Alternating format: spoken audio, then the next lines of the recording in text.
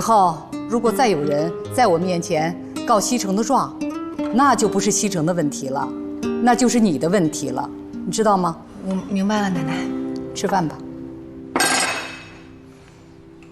奶奶，我顾西城犯的错，我自己承担，跟锦溪没有关系。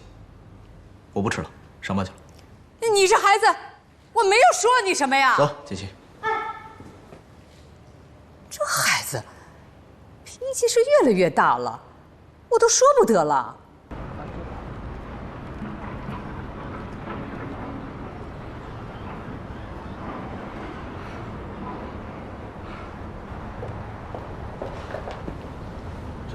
哎，先生，哎，这是揽月湾吗？是。哎，不是，他怎么在这儿？我现在样子已经改变了，他应该认不出我。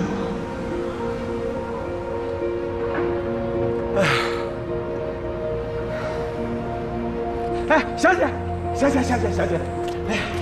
姐，这是揽月湾吧？对啊，哎，你见过这姑娘吗？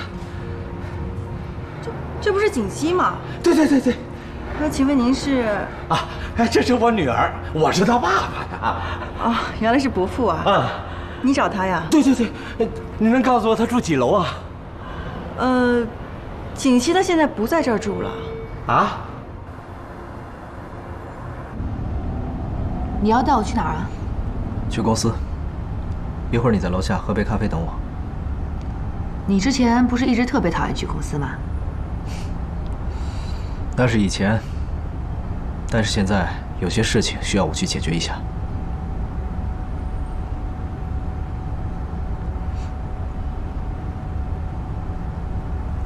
看我干嘛？没看。你明明看我了。我看的是你旁边那棵树。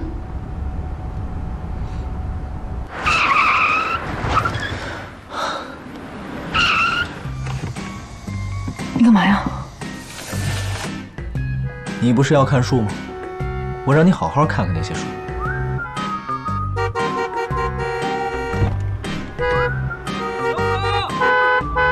我们现在是在大马路上，你后面还有好多车呢，这么做很危险的。